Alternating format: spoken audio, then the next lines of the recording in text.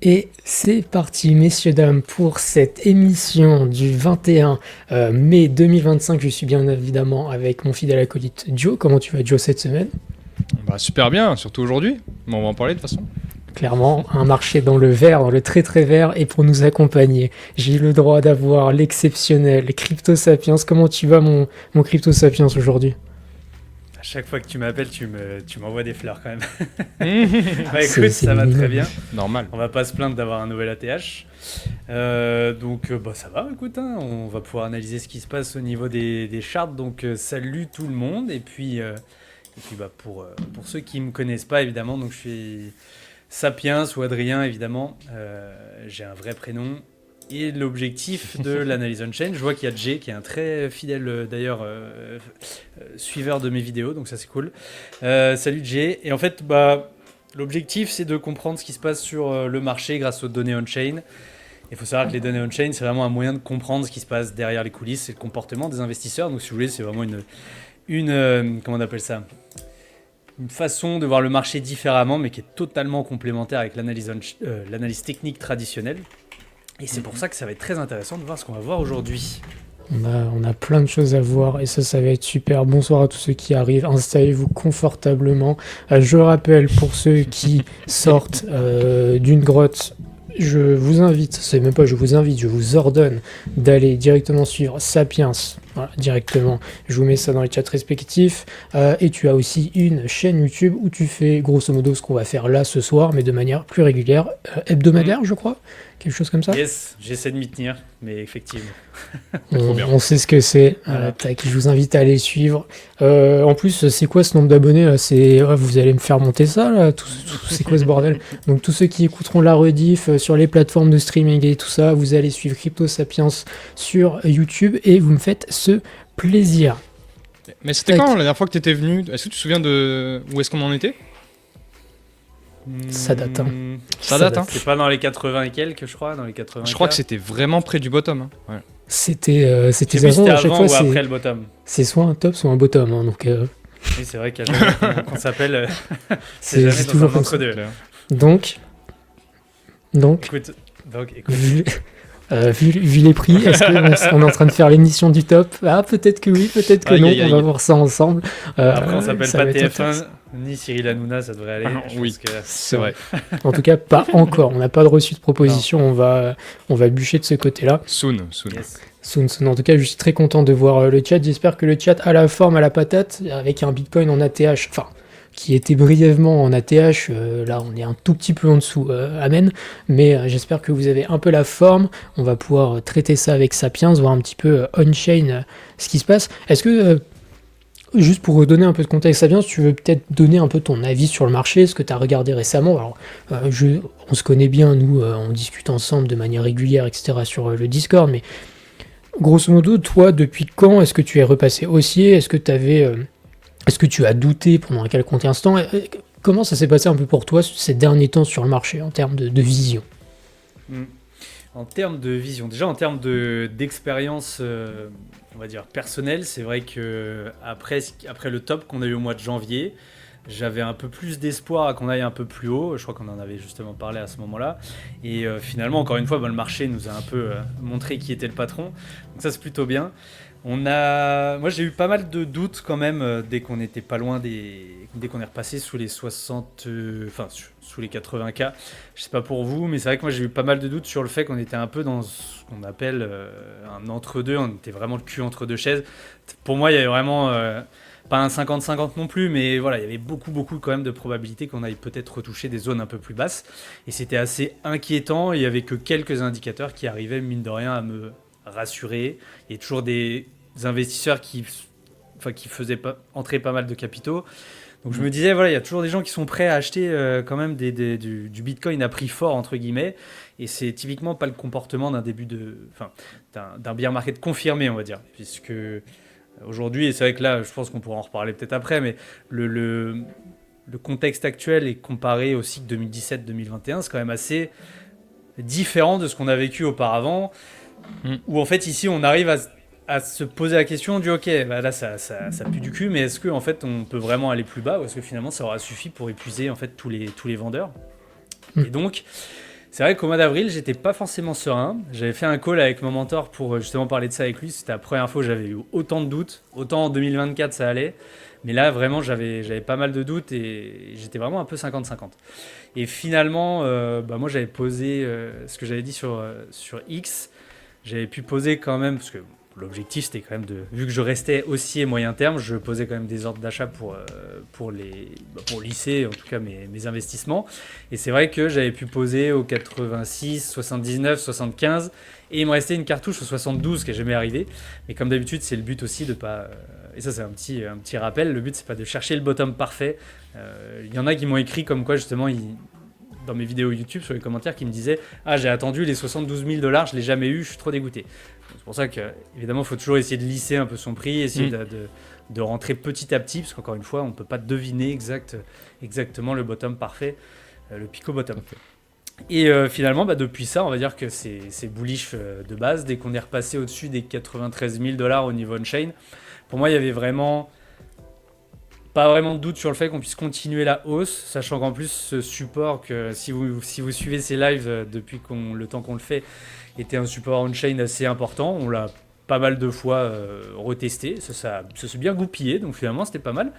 Et donc là aujourd'hui, moi je vous propose qu'on regarde juste, voilà, on va pas rentrer trop dans les détails, il y aura 5-6 indicateurs pour parler du marché actuellement, comme l'a dit Aigri, on va voir si c'est en surchauffe ou pas du tout, si c'est plus un novembre-décembre 2024 ou plus un septembre-octobre 2024, parce qu'on est justement au début de quelque chose. Et ensuite, on va pouvoir regarder les quelques targets que nous donne l'analyse on-chain et on va pouvoir comparer ça ensemble, je pense, en tout cas.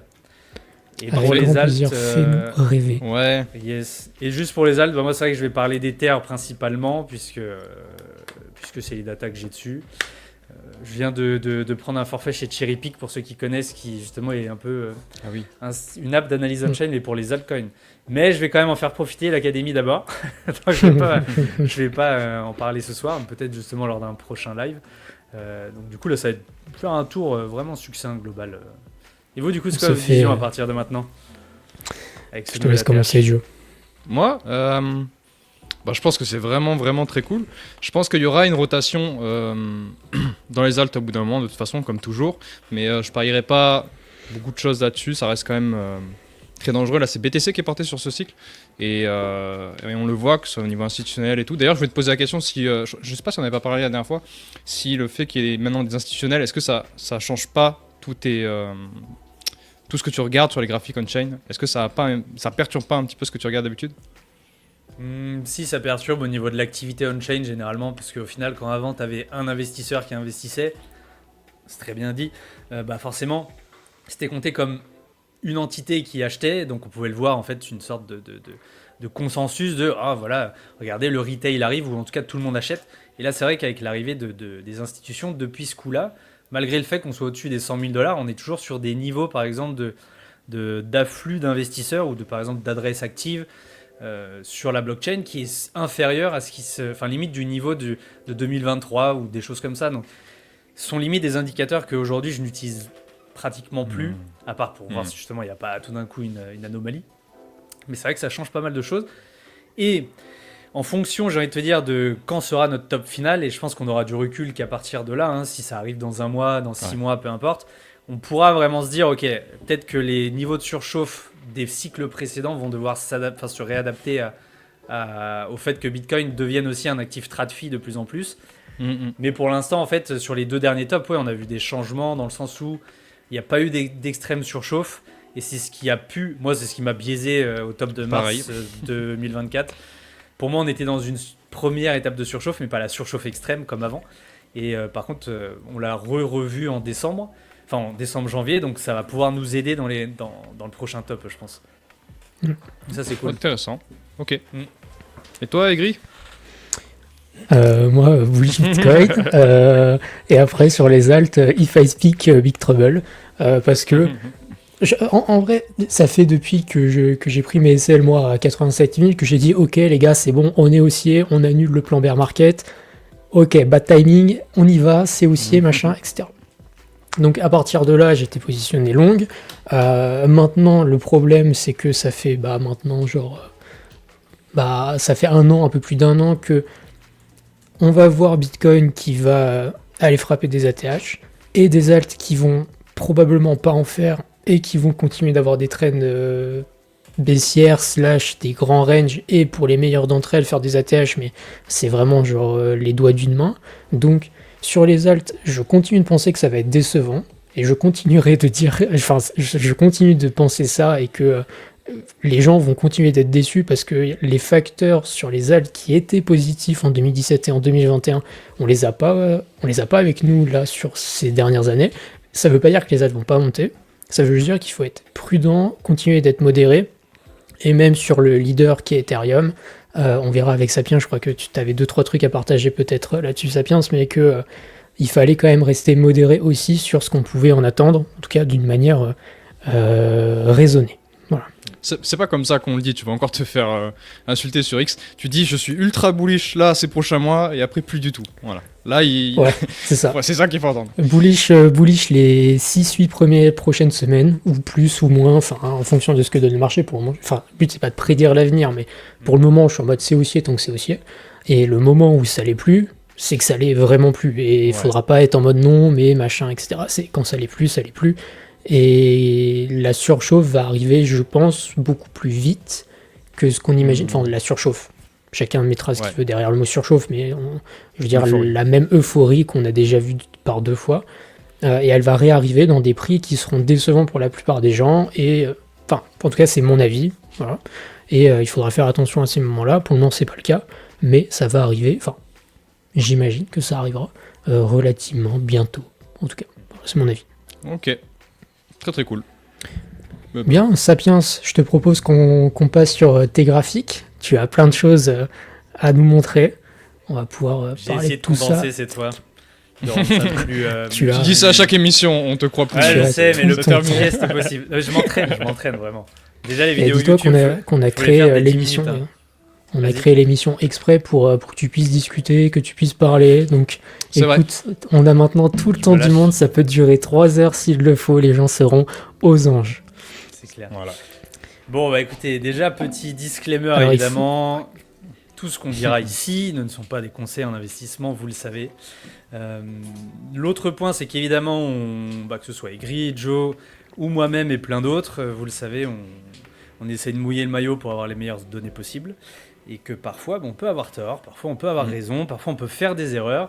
Mais comme le disait le grand Bernard Tapie, pour ceux qui connaissent, c'est un peu le lot des gens qui donnent leur avis, qui essaient d'agir en fait derrière certaines convictions. Donc si on se trompe, faut vraiment pas nous en vouloir parce que je pense pas que ce soit pour vous arnaquer ou autre. C'est vraiment que nous-mêmes en fait on y croyait et donc voilà. C'est pour ça que c'est extrêmement important que quoi qu'ils se disent ou quoi que j'avance, même moi-même. C'est extrêmement important de pouvoir avoir votre propre avis, votre propre réflexion dessus, et ça, c'est vraiment quelque chose qu'il faut acter dans votre état d'esprit. Voilà, je pense que c'était un point, un petit rappel. Parce que moi, je sais que je me rappelle dans mon expérience personnelle, en 2021, j'étais à même de croire quiconque je trouvais pertinent en fait sur les réseaux, et du coup, ça m'a porté préjudice. Donc, c'est aussi comment on appelle ça, un vécu qui m'a fait perdre pas mal de profits latents. Donc c'est plutôt emmerdant. C'est un très bon rappel. Voilà. Écoutez, donc du coup, on va commencer déjà par le plus gros, je pense. Est-ce que maintenant qu'on a fait un nouvel ATH, qu'on est justement, on tourne autour en tout cas, est-ce que le marché est déjà dans un extrême de cycle ? On va utiliser un indicateur tout en un qui s'appelle le Bitcoin Cycle Extreme Oscillator, qui est extrêmement simple à comprendre. Tous les petits pigments de couleur que vous voyez ici sont en fait des signaux de différents indicateurs on-chain, comme par exemple, est-ce qu'il y a trop de personnes qui sécurisent leurs gains, qui sortent des gains du marché, est-ce qu'il y a trop de personnes qui commencent à l'inverse à être beaucoup trop cupides, c'est-à-dire ils ont énormément de gains dans les poches, mais pourtant ils ne les prennent pas. Et en fait, ça va nous permettre de mesurer un peu tout ça. Est-ce que justement, il y a trop, plus assez comment on appelle ça, de nouveaux investisseurs et trop de vieux investisseurs qui prennent des gains, etc. Et là, comme vous le voyez, si en 2017 et 2021, ils nous avaient bien aidés, avec les petites bandes jaune-orangées que vous voyez ici, pour l'instant, et si en tout cas, il aurait pu nous aider à repérer les tops que nous avions eu en mars et décembre de l'année dernière, parce qu'encore une fois, il y avait une condition qui n'était pas remplie, c'était celle en bleu, et c'était juste... En fait, pourquoi on n'a pas eu ce signal? Parce qu'en fait, on n'avait pas les mineurs qui étaient extrêmement en profit, et justement, le Puel Multiple, c'est un indicateur qui nous aide à mesurer aussi les gains que font les mineurs.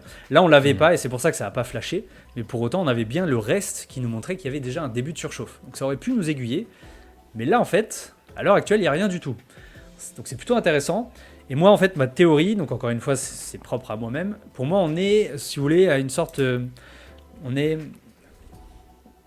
Comment dire, on est plutôt en fin de cycle, en début de cycle, ça je pense que c'est acté. Mais en fait, on est vraiment plus sur, comment dire, on est à la moitié d'une surchauffe. C'est-à-dire qu'on n'en est pas encore tout à fait là, mais on n'est pas non plus à se complaire dans ce qui arrive et se dire qu'on va monter, comme l'a dit Tom, jusqu'au soleil. Rappelez-vous que les arbres ne montent jamais jusqu'au ciel. Et donc là, on va regarder par exemple un des indicateurs phares de l'analyse on-chain que je vous conseille à tous d'avoir, parce qu'on va dire visuellement, il est assez simple à comprendre. Ici, vous mesurez grâce à ce qu'on appelle le MVRV et son ratio ici en orange, lorsque les investisseurs ont trop de gains dans les poches.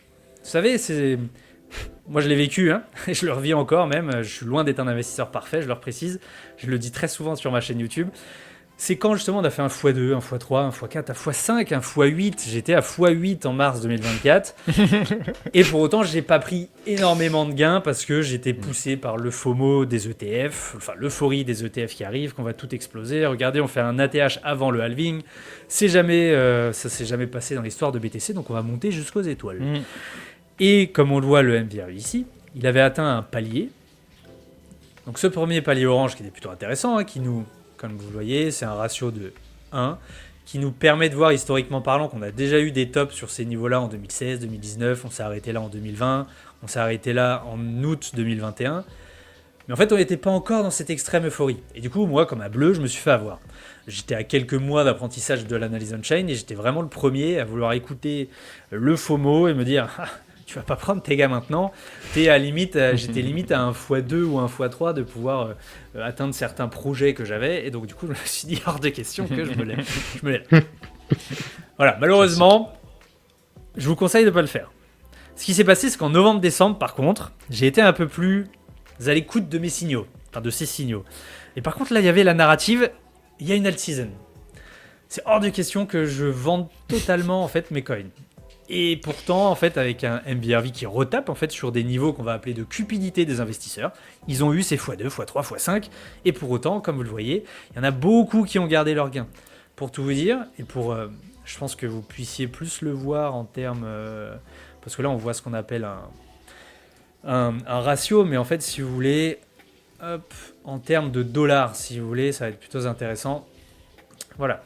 On était, par exemple, en mars, à quasiment 900 milliards de dollars de profits latents non encaissés. Donc, vous vous rendez compte qu'il y a quasiment 1 trilliard de dollars qui étaient dans les poches encore en route sur le marché, et très peu. Beaucoup d'investisseurs comme moi, par exemple, n'avaient pas pris assez de profits. Ici, en décembre, on était à 1,3 trilliard de profits latents sur le marché. Et encore une fois, rebelote, on a eu beaucoup d'investisseurs qui se sont un peu loupés à prendre des profits, et c'est très normal parce qu'encore une fois, nos émotions vont tout faire pour nous faire prendre les mauvaises décisions. Et si vous voulez, l'analyse on-chain, c'est vraiment l'analyse du comportement des acteurs, justement, des investisseurs. Aigri, Joe, moi, les clients de BlackRock, tout ce monde-là est compris dans les indicateurs que je vous montre. Et donc en fait, là, on a envie d'être un peu la smart money. Donc, comme je vous l'ai dit, pour l'instant, vous voyez le ratio actuel. On n'a même pas encore atteint le premier palier de chauffe. J'ai envie de vous dire, et on a encore un peu de marge. Et on est encore très loin des paliers d'extrême surchauffe que du coup on a eu par 2 fois, déjà en mars et en décembre. Donc, ce qui est plutôt intéressant, c'est de voir qu'on a encore de la marge. Maintenant, comment en fait faire pour être un investisseur, être un peu la smart money, être un investisseur qui sait acheter bas et vendre haut, parce que c'est très facile à dire, très facile, mais très compliqué à faire, puisque encore une fois, on est boosté par nos émotions à ne pas respecter nos plans, et ça j'en parlerai un peu plus tard, parce que c'est vraiment quelque chose que je veux absolument que vous fassiez à la fin de ce live. Donc du coup, on va se baser ici sur un indicateur qui s'appelle le SOPR, et pour ceux qui me suivent le connaissent, c'est le moyen cette fois de mesurer l'ampleur, donc vraiment la quantité de profit, donc de gains, qui cette fois sont sécurisés, qui sont sortis du marché. Cette fameuse smart money qui achète à des prix bas pour vendre haut. Quand vous voyez un ratio ici qui est élevé, comme ici en bleu, ce sont généralement des prises de gains tellement fortes que, comme vous le savez, pour chaque vendeur, il faut bien un acheteur derrière, eh bien on va tellement se servir de nos acheteurs, de nos nouveaux acheteurs qui vont FOMO le top, comme ici en mars, comme ici en novembre, décembre, janvier. On va s'en servir pour nous sortir nos gains.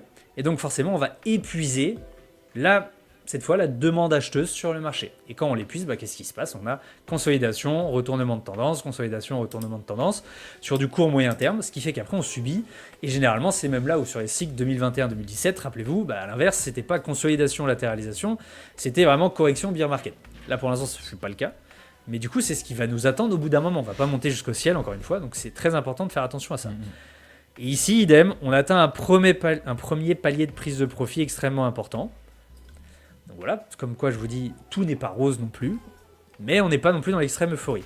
On est quasiment en fait au même niveau de prise de gain ici, comme vous voyez en novembre-décembre 2023. Donc si on a par exemple une correction, enfin une latéralisation, une petite correction, ça arrive, c'est pas un problème. Comme en fait on peut déjà par 2 fois sur ce cycle, réexploser à la hausse, c'est pas un problème non plus. C'est pour ça que c'est intéressant d'avoir plusieurs scénarios en tête. Ça sert souvent de rejet, j'ai l'impression, avant chaque passage, tu as un petit pump, tu vois. Voilà, pas pareil là. Ouais. Le 21 octobre, par exemple, effectivement. Le but, c'est aussi... En fait, là, ce qu'on pourrait aller voir, mais c'est aussi de voir qui prend beaucoup de profit ou pas. Il faut savoir qu'au niveau on-chain, comme pour ceux qui le savent, entre guillemets, on va suivre, en fait, si vous voulez, qui, en fait, fait quoi. Qui prend des profits. Est-ce que c'est les investisseurs aguerris, la smart money, qui ont acquis du Bitcoin il y a 1 an, 2 ans, 3 ans, et qui en gros attendent des prix plus hauts pour vendre, ou est-ce que c'est des personnes comme des nouveaux arrivants qui ont acheté il y a 2 mois et qui veulent juste, en fait, je sais pas, ils voulaient faire un plus 20, plus 30%, et en fait ils se ruent sur Binance pour vendre leur Bitcoin et ils créent une pression vendeuse. Parce qu'il faut savoir que les détenteurs à long terme, vraiment les investisseurs de la smart money, ça ne va pas forcément être eux qui vont nous faire basculer, on va dire, d'un moment. C'est-à-dire, eux, ils vont lisser en fait cette pression. C'est-à-dire que tout au long d'une hausse, ils vont vendre massivement. Comme par exemple, vous le voyez ici. Je vais couper un peu le bruit. Tac, tac, tac. C'est-à-dire que par exemple, là, à partir de janvier 2024, on a un SOPR qui est extrêmement élevé, qui augmente petit à petit. Vous voyez, on a un gros pâté entre mars... attendez. Je vais y arriver, entre février et à peu près juin, où ils vendent massivement. Ici, pareil, entre novembre et à peu près mi-février, ils vendent massivement. Donc eux, c'est vraiment ils lissent en fait la pression vendeuse. C'est pas eux qui vont nous faire mal sur du court terme. Par contre, ici, là, ce qui aurait pu nous faire mal, j'imagine, si on regarde le graphe, c'est eux, par exemple, les STH, donc nos fameux nouveaux investisseurs, ceux qui arrivent sur le marché il y a quelques jours, semaines où il y a moins de 6 mois, eux en fait ils peuvent vendre massivement aussi, puisqu'encore une fois ils ont des gains à prendre avec les petits profits, les bons profits qu'ils auront fait sur des niveaux un peu plus bas. Et eux en fait ils peuvent nous mettre dans le mal, entre guillemets, comme on le voit ici, en fin septembre, ils ont pris des gains, on a corrigé, ils ont pris des gains, on a corrigé, etc. Les détenteurs à court terme vont plus nous aiguiller sur les petits tops, entre guillemets, pas les tops locaux, pas les tops... de sommet, mais les petits tops.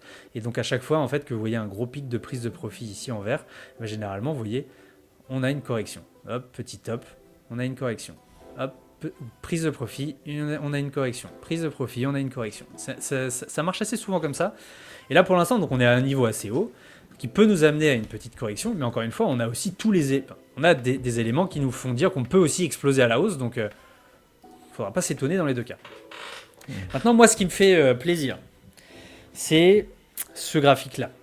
Parce qu'encore une fois, on sait qu'il y a des prises de gains qui sont prises, c'est normal. Il faut bien que le marché, on est quand même descendu jusqu'aux 75K, il faut bien que certains prennent des gains. J'en ai pris tout au long du chemin aussi, et je l'ai partagé sur X et sur YouTube. J'ai bien dit que je vendais à certains paliers qui me paraissaient importants. Et donc, du coup, c'est assez normal que je prenne des profits aussi. Le but, c'est quand même d'être rentable, on va pas se mentir. Maintenant, en fait, ce graphique-là, il est différent du précédent que je vous ai montré parce que lui, il va vraiment en fait nous montrer, comment dire, en fait sur le précédent ici on voit la taille des profits qui sont pris Donc ça peut être énorme. Mais ici, on va voir la taille des profits qui sont pris comparativement à la taille du marché. C'est d'autant plus intéressant que, comme vous le voyez ici en mars ou comme vous le voyez ici en novembre-décembre, en fait, on peut voir les tops qui se propagent sur le marché. Donc ici, par rapport à la taille du marché, il y a eu énormément de gains qui ont été pris. Là, pour l'instant, j'ai envie de vous dire, on est très light. On est sur des niveaux qui, certes, ont servi parfois de prise de gains sur des niveaux intéressants lors de la latéralisation de 2024, ou même ici en février, ce qui est plutôt intéressant, ici en avril aussi. Mais globalement, on est très loin d'une surchauffe. Donc pour moi, là-dessus, ça va très très bien. Et ça, c'est un des indicateurs c'est un de mes indicateurs vraiment préférés de ce cycle, qui arrive vraiment bien à aiguiller quand est-ce qu'on arrive vraiment dans... Ok, il y a beaucoup de gains, mais en fait, par rapport à la taille du marché, c'est des gains énormes. Du coup, ce qui peut nous faire retourner et donc passer dans une tendance un peu plus baissière, et on n'aura pas forcément la force d'aller plus haut puisque la demande vient d'être épuisée. La demande n'est pas infinie, malgré les ETF, malgré les institutions. Ce sont des investisseurs comme nous, qui ont plus d'argent, qui ont peut-être plus de conseillers, mais du coup, ça reste les mêmes. Donc, ouais. Ce que tu veux dire, c'est que cet indicateur-là, il prend en compte l'augmentation de la capitalisation du marché. Yes. Au même montant, il sera plus bas si jamais la capitalisation a augmenté, c'est ça? Donc c'est plus pertinent. Ok, c'est vraiment intéressant. C'est pour ça que même en bière, en fait, il est extrêmement pertinent aussi, parce que des fois, tu peux voir... Parce que là, en fait, ça nous permet vraiment de voir les profits et les pertes. Tu vois, par exemple, ici, lors du bottom de 2022, on a eu aussi un gros pic qui nous a montré qu'il y a eu une capitulation massive, en fait, par rapport à la taille du marché. Il y a eu des ventes incroyables, tu vois.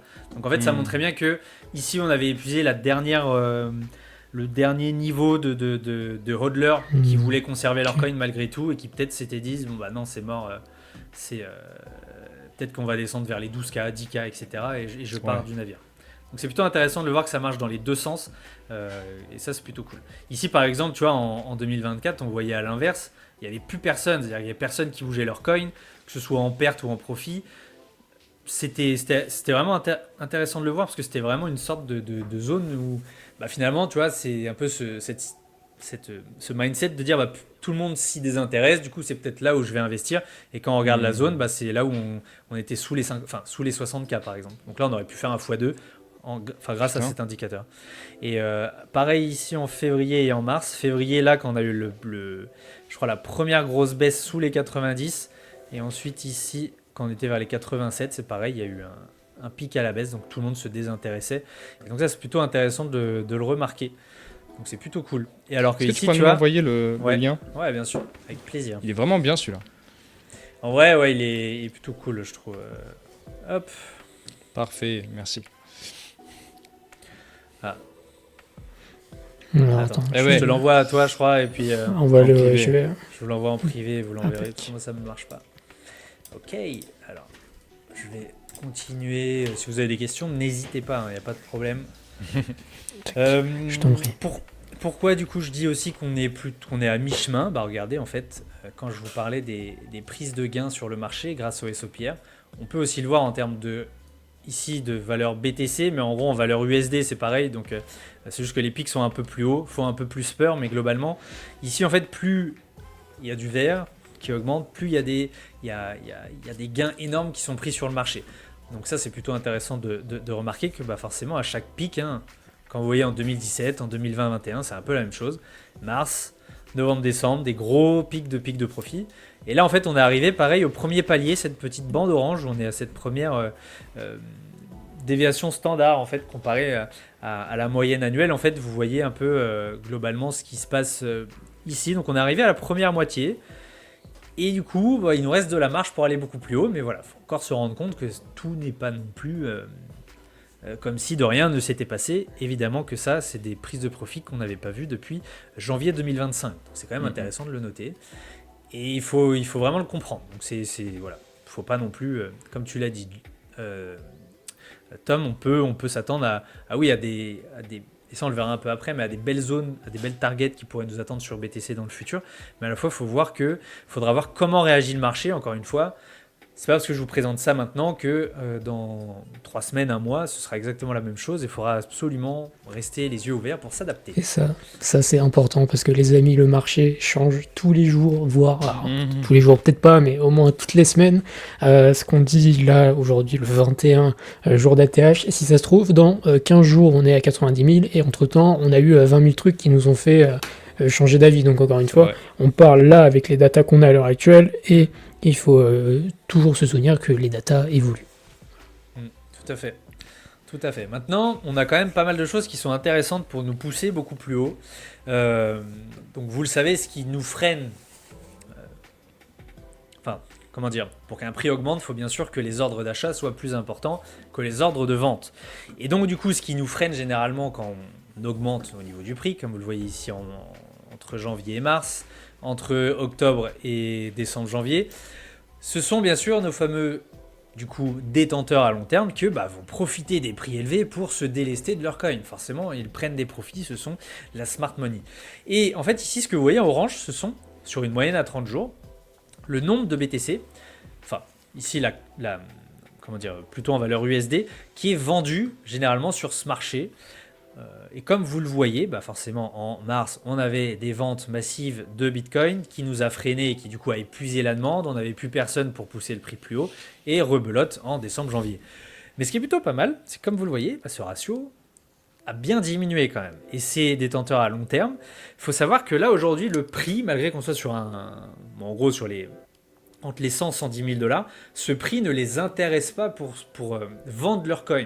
C'est-à-dire que forcément, quand on voit qu'ils ont déjà vendu vers les 100, enfin entre 100 et 108K en décembre, janvier, pourquoi en fait revendre maintenant? Forcément, tu as déjà vendu à ces cibles-là. Quand tu as un plan et que tu es un investisseur, on va dire, aguerri, logiquement, tu manques pas le coche, même s'il y en a qui se délaissent toujours, évidemment, hein, mais tu manques pas le coche, donc tu revends pas forcément sur les mêmes prix. Tu vas attendre cette fois des prix beaucoup plus hauts, puisque ces investisseurs-là, peut-être qu'ils ont entre-temps accumulé sur des niveaux encore plus bas, etc. C'est ce qui fait aussi le fait que ce sont des investisseurs intelligents. Ils savent acheter bas pour vendre haut. Et donc là, pour l'instant, on n'a pas en fait de pression vendeuse suffisante pour nous empêcher d'aller plus haut. On l'a vu, il y a des prises de gains qui sont faites, hein, on va pas se mentir, on l'a vu encore ici. Mais comparé à la taille du marché, parce qu'encore une fois, faut se souvenir que ce marché, il augmente en capitalisation, mais aussi en market cap, mais aussi ce qu'on appelle en real cap. C'est-à-dire qu'en gros, on va augmenter la valeur intrinsèque du marché, ou je vais répéter, mais en gros, le market cap, c'est la valeur totale du marché divisée par le nombre de coins, et du coup, on a le prix du BTC. Ici, la realized cap et le realized price, c'est à l'inverse tout l'argent en fait qui est mis pour ajouter de la valeur. Si moi j'achète un Bitcoin 50 000 et que je le vends à 100 000, il y a quelqu'un qui est obligé de rajouter 50 000 sur le marché, et ça on apport. Et ça, on appelle ça justement de l'apport de liquidité, de l'apport de capitaux, et donc un marché qui augmente en valeur. Et là, en fait, globalement, c'est plutôt intéressant parce que ici, pour l'instant, comme je l'ai dit, malgré qu'il y ait des ventes, par rapport à la valeur totale du marché, c'est pas énorme. Et on n'a pas ces détenteurs à long terme qui sont là pour nous freiner pour l'instant. Je dis bien pour l'instant parce que évidemment plus le prix va augmenter et plus ils vont se réveiller, puisque c'est un peu leur but de prendre des gains. Ils vont pas forcément attendre prendre une target très haute. Ils vont pas attendre les 200 000 $ pour se dire ce serait peut-être temps que je prenne des profits. Ils vont les prendre bien avant, et peut-être que ça peut être sur des prix, comme tu l'as dit Tom, très très bas, hein, les 115, les 120, les 125, et ça peut peut-être leur suffire. Parce que pour eux, encore une fois, quand tu achètes un Bitcoin, vers les 26, 15 ou même les 20 000 $, tu es déjà pas mal en gain. Donc c'est plutôt intéressant de le voir. Et là, du coup, t'es un peu en train de chier sur la théorie du triple top, quoi. Parce que je vois beaucoup cette théorie en ce moment. Maintenant top, que ça fait tâche, ouais.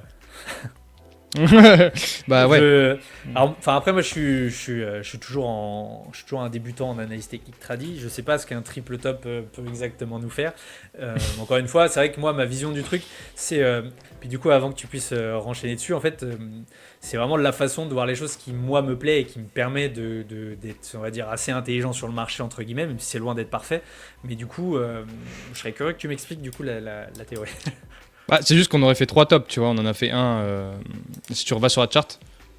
T'aurais pu montrer, hein, on le voyait sur la chart que là, tu montrais. Je veux dire 1, 2, 3. Voilà, okay. C'est ça. C'est aussi simple que ça, c'est en mode on a fait 3 tops, terminé, on va à 0, quoi. Je sais pas si tu l'as vu un peu aigri sur X.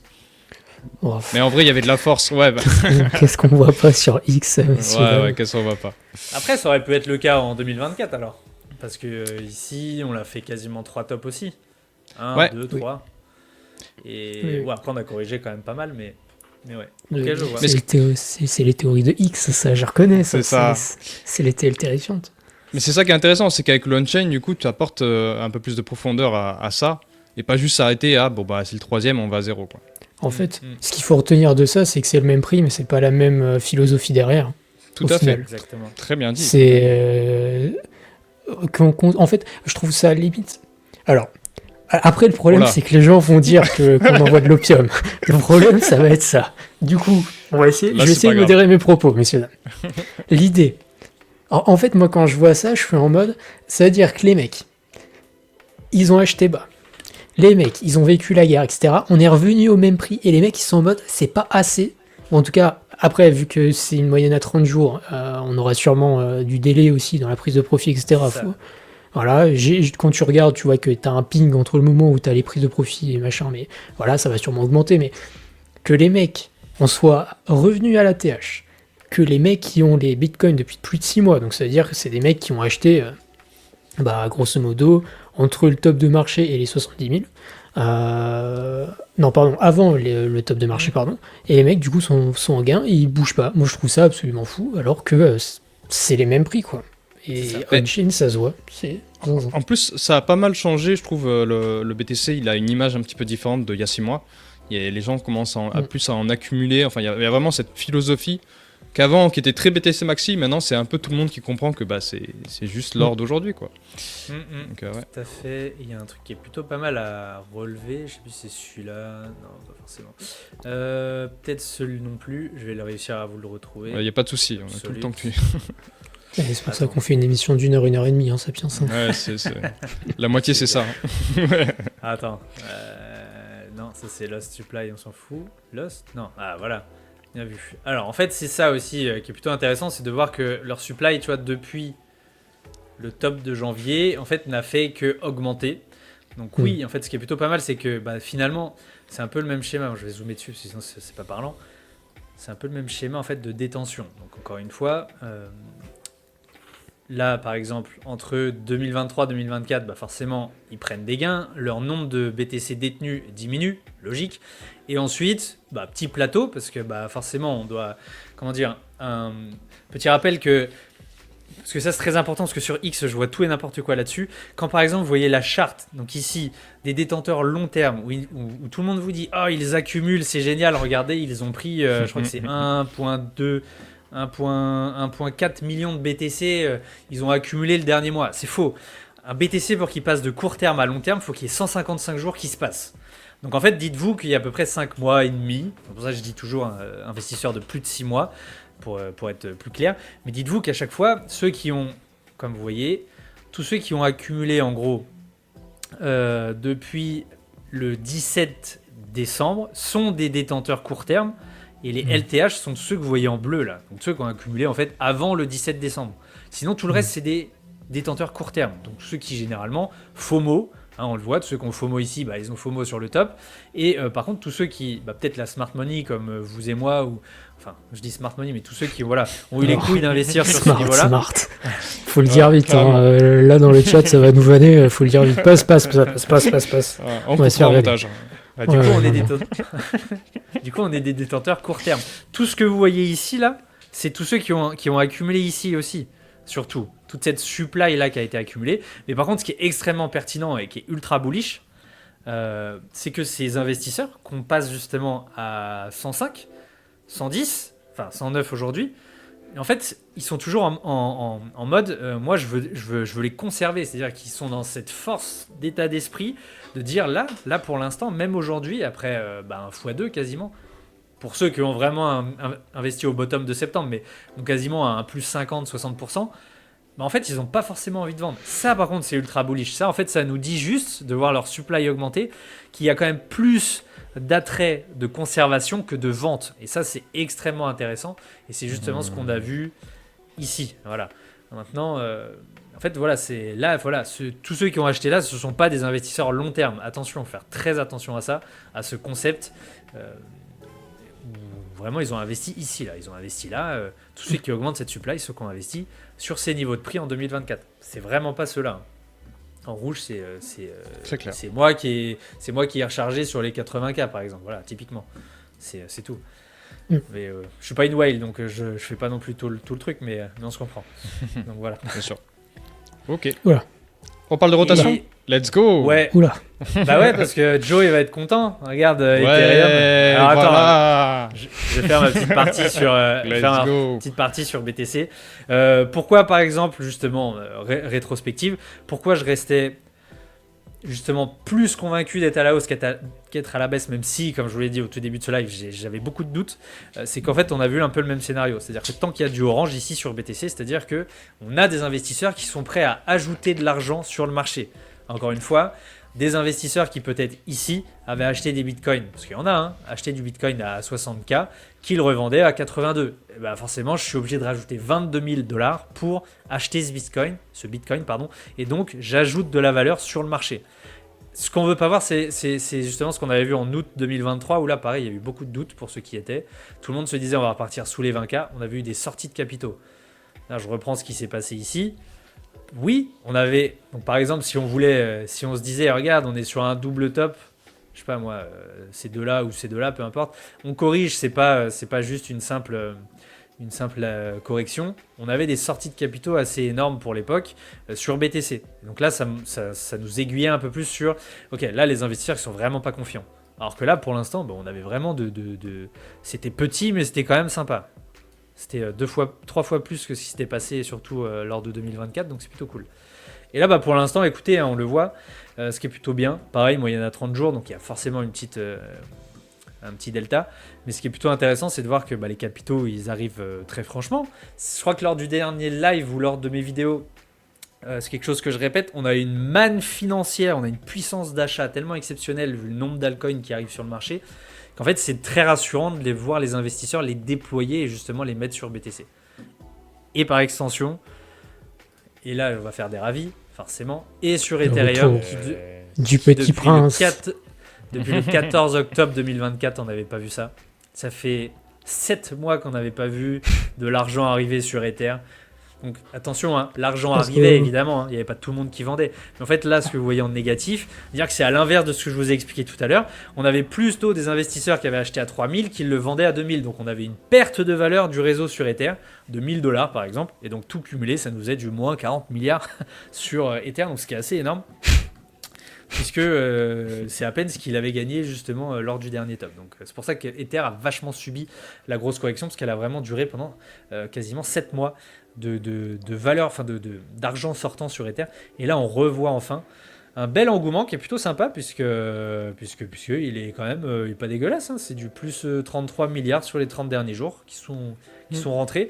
Donc je sais pas ce que vous en pensez, par exemple. Est-ce que c'est du FOMO parce que justement tout le monde s'est rendu compte que ça aurait été intéressant d'investir sur les 1300 $, et puis j'investis au 2004, 2003, 2002, etc. Mais globalement ça remonte quand même un intérêt pour l'actif. Et ça, c'est très positif, en tout cas, à mon avis. Parce qu'encore une fois, comme vous le voyez, les pics, ça fait pas un triangle pur. Ça prend quand même du temps à monter. Ça bascule très vite. Mais par contre, voilà, ça va pas faire un clac-clac, un triangle très pointu. Donc, on va pouvoir voir cette phase brièvement, pendant quelques jours, cette phase de plateau, là, qui va peut-être nous servir de, attention, il y a peut-être moins d'investisseurs intéressés. D'inflexion de la courbe. J'appelle ça une mini alt saison, comme on en a eu en mars et puis en novembre. Et j'ai l'impression que c'est un peu le début. C'est une rotation de ceux qui ont gagné sur Bitcoin, qui ont envie de perdre leur argent sur des shitcoins. Et voilà, c'est de retour. Ouais. Après, c'est intéressant ce que tu dis, parce que en fait, vu que ça se suit, pour moi, alors peut-être qu'il y a des gens qui arrivent sur BTC, mais que du coup, t'en as un peu moins qui partent sur Ether. Et c'est vrai que 2021, là, c'était typiquement le cas, parce que tu voyais les avoirs sur BTC fondre comme neige au soleil, comme neige au soleil, alors que Ether, c'était tout l'inverse. Lui, c'était pico bullish. Et du coup, là, pour l'instant, on voit pas ça. Là, on voit plutôt un suivi.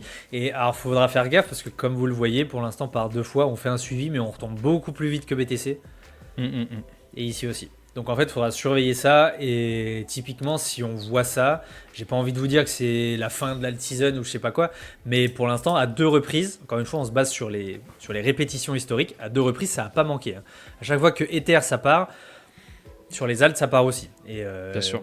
on a bien mangé. Donc en fait, à voir le premier signaux de plateau et d'inflexion de la courbe, comme l'a dit Tom, ça va être intéressant de suivre ça. Et puis je pense que Tom le dira aussi sur l'AT. La plupart des alts commencent à être enfin jolies après avoir été très très très très moches. Donc voilà, encore une fois, ça veut pas dire que ça ira jusqu'au ciel, mais il faut être Exactement. positif pour les semaines à venir, quoi. On a la fenêtre sur les altes, sûrement en tout cas, celle la plus propre, je trouve, depuis, Mars. disons, l'année dernière, ouais, depuis le mois de mars. C'est ce que Où, je me disais aussi. ne serait-ce que la performance d'Ether contre BTC, elle est plus forte que n'importe quel top qu'on a eu jusqu'à maintenant. Enfin, n'importe quelle hausse de marché. Ether a mieux performé maintenant. Les alts, c'est pas tout à fait ça quand on parle des alt. Pour être honnête, faut aussi être franc. Mais en tout cas, Ethereum montre plus de force que ce qui lui a été prêté pendant l'année 2024. Donc, écoutez, on verra ce que ça donne. En tout cas, on-chain, je trouve ça intéressant qu'on ait voilà, cette performance qui commence à arriver. Après, je crois que la dernière fois que t'es passé, en plus, justement, tu parlais de la capitulation qui était en train d'arriver sur Ethereum. Je crois qu'on est autour des 1700, 1800, peut-être, quelque chose comme ça. De tête, hein, mais on utilisait ces mots hein, de capitulation, que les gens vendaient en perte, etc. Tu vois. Je suis peut-être passé en mars alors, je crois que ça fait 1 mois et demi. Le 27, j'ai regardé tout à l'heure. Ah cool, bah ouais, effectivement. Ouais, on était dans une zone de sous-évaluation. Bah tiens, regarde, ça peut être intéressant parce que les derniers graphiques que je voulais vous présenter, pour pas trop vous, vous mettre la Non, tête avec en plaisir. compote, Moi, j'adore c'était quand tu me parles de ces choses. c'était justement les bandes de prix. En fait, là, on va parler en termes de prévision. Non plus cette fois à la baisse, puisque lorsqu'on était passé, je sais pas si on avait parlé de ce niveau-là, où je vous ai dit si jamais il y avait une belle zone à voir, bah, c'était pour lui environ les 1300 en bleu. Là, je crois que c'est 1300 et on les a quasiment atteintes, donc on était vraiment pas loin. Ça, c'est des bandes de prix. Alors pour vous expliquer, on se base sur le MVRV. Vous savez ce fameux graphique que j'ai utilisé tout au début en vous disant justement la part en fait de gains qu'il y a dans nos poches ou de pertes qu'il y a dans nos poches. Et en fait, on va se baser dessus pour estimer, historiquement parlant, quand est-ce il y avait eu un calcul comme quoi, enfin, il y a un calcul, sans vouloir aller dans le détail, qui est fait pour voir quand est-ce qu'on serait potentiellement en surchauffe ou potentiellement en sous-évaluation. Et c'est vrai que bah, là, on le voit en avril, on n'était pas loin de la dernière bande bleue qui, je crois, de mémoire, a jamais été atteinte, si une seule fois, mais en 2018 et en 2022. Mais en fait, on était limite, comme on s'était dit, je crois, parce que je crois qu'il n'y a qu'avec vous que j'en avais parlé, on était limite proche d'un scénario bear market en fait sur Ether, ce qui était plutôt assez fou. Et donc du coup, maintenant qu'on est sorti de l'auberge, comme vous le voyez, le graphe ça va un peu mieux, on a dépassé les bandes on va dire négatives de sous-évaluation, donc violette et verte. On se rapproche de son mid, donc c'est-à-dire sa valeur réelle, là où les investisseurs seraient ni trop en perte ni trop en profit, donc qui serait à peu près vers les 3100$, ce qui est plutôt intéressant de le noter. Qui, par exemple, ici, nous a servi de résistance pas mal de fois entre novembre et février 2024. Et par contre, qui ici, on l'avait dépassé comme dans du beurre en novembre 2024. Et par contre, nous avait bien servi de support. Donc, en fait, les prochains paliers sur Ether, et tu as tout à fait raison de dire que potentiellement, on peut être déçu. Mais à la fois, c'est un marché, encore une fois, qui est tellement absurde qu'il faut être prêt à tous les scénarios. Mais si on se base sur... Par exemple, ce qui s'est passé sur ce cycle 2023-2025, quand est-ce qu'il y a eu de la surchauffe sur Ether? Quand est-ce qu'en fait il y a eu tellement de profits latents dans la poche des investisseurs que finalement c'est peut-être intéressant de prendre des gains. Bah, comme vous le voyez, en mars et mai 2024, on avait presque atteint la dernière bande d'extrême euphorie, d'extrême surchauffe, qui était elle estimée vers les 4300$. On est arrivé sur les 4100, 4000. Donc c'est plutôt cohérent. On l'avait bien touché. Et par contre, encore une fois, vu que novembre-décembre, les alts, ça avait quand même moins perf, je trouve, que tout le up de octobre-mars 2024. pardon. Et bien ici, on s'était arrivé à la première bande orange qui ici avait un peu sonné la fin de la récréation. Donc, pour vous donner les paliers que je surveillerais vraiment sur le court terme, je dirais déjà les 3100 $, la banque jaune. Parce que potentiellement qu'on peut naviguer un peu en dessous, mais que si la tendance haussière va vraiment être forte, pour moi on les passera un peu ici comme dans du beurre une fois que ce sera officiel, une fois que ce sera lancé. Et donc dans ce cas-là, vous voyez la bande orange, elle est estimée à 3988, et la bande rouge, qui est vraiment la zone extrême, serait les 4859. Regardez aussi que, visualisez aussi que ces bandes s'ajustent en fonction du comportement des investisseurs et du prix. Donc pour l'instant c'est ça, mais ça peut être un peu plus haut, ça peut être un peu plus bas. Bon, généralement c'est un peu plus haut. Comme vous le voyez, ça augmente petit à petit en fait en fonction du marché. Donc sur Ether, c'est vraiment les deux targets que j'aurai pour l'instant. Même si, encore une fois, en tout cas le marché peut vraiment nous montrer qu'on peut aller beaucoup plus haut. Regardez, en 2021, on l'avait bien franchi à la hausse. Même si pour l'instant, comme vous le voyez, sur 2023-2025, on l'a encore jamais fait. Donc c'est pour ça qu'on va être assez prudent et arrêter de nous dire que ouais, mais l'alt season, machin, ça va exploser. On fait gaffe. Ça va pas exploser. Ça se peut. Et vous me le virez celui-là. Qui a invité un mec riche là? Comment ça, mon ref? Attends, mais il y a 600 personnes qui nous regardent. Et t'es en train de dire on va pas 10K sur... Non, vas-y, c'est trop. Tu me fais dire ce que je n'ai pas dit. Je dis que ça se peut. Je dis juste qu'il faudra être très prudent sur ces niveaux-là. Quoi, tu as dit que tu chiais à la gueule des gens qui pensaient ça? C'est insupportable. On mettra les sous-titres après. Vas-y. Tu sais, tu me mettras en comment on appelle ça, en espagnol, et puis comme ça tu pourras mettre ce que tu veux en sous-titres. Parfait, ah ouais, on va faire ça. Tu pourras faire ça. Ah ouais, je vais faire la VF. Très bonne ah ouais, grave. Carré. Donc voilà, surveillez ces targets, notez-les bien. Ça peut être des niveaux très intéressants pour prendre des gains, même si encore une fois, après voilà, chacun gère comme il veut son portefeuille, mais moi je suis plutôt de l'école à toujours laisser ce qu'on appelle un runner. C'est pas parce que je sais pas, on arrive aux 4000 que je vais vendre 100%, à part si évidemment sur BTC les conditions de marché sont déjà extrêmes. Je vais beaucoup me baser sur BTC parce que sur ce cycle, on l'a dit un peu plus tôt, on est quand même très BTC BTC drivé, ouais. Et du coup, je vais quand même beaucoup me baser sur lui. Si je vois qu'Ether justement a du momentum, je vais forcément prendre des gains sur ces niveaux-là. Et puis ensuite, on verra ce qui va se passer. Hein. C'est vrai qu'on n'a pas de boule de cristal, donc on essaie de faire au max pour trouver des bons niveaux. Le truc, c'est que moi, je vois pas Ethereum comme un runner, quoi. Enfin bon, je pense personne ne le voit actuellement comme un runner, mais je vais pas parler trop de fonda, mais j'ai vu un truc sur la REV, tu sais, la façon de capturer de la valeur, et Ethereum ne capture plus de valeur au niveau de la REV depuis bien longtemps. Par contre, Solana, je sais pas si tu peux regarder la même chose sur Solana, où est-ce qu'il en est. Je sais pas si je l'ai là-dessus. Ça m'intéresse. Malheureusement, ouais. Je sais pas si j'ai... Ça aurait été intéressant, mais... Et le vert et le violet, c'est quoi les prix, Sapiens? J'arrive pas à voir. Non. Yes, bien vu. C'est 2240 et 1300... Attends. Le violet, il est où? Ah, c'est le realized price. Ok, c'est le prix réalisé de tous les investisseurs. 2000 $. Et donc le vert, c'est 2250 environ. Ok. Donc ce serait un bon support en soi, hein, à voir. Là, ici, par exemple, avant la hausse en... Après, c'était vraiment un autre monde. Hein, mais je veux dire, avant la hausse des ETF... Bien sûr. Non, c'est pour...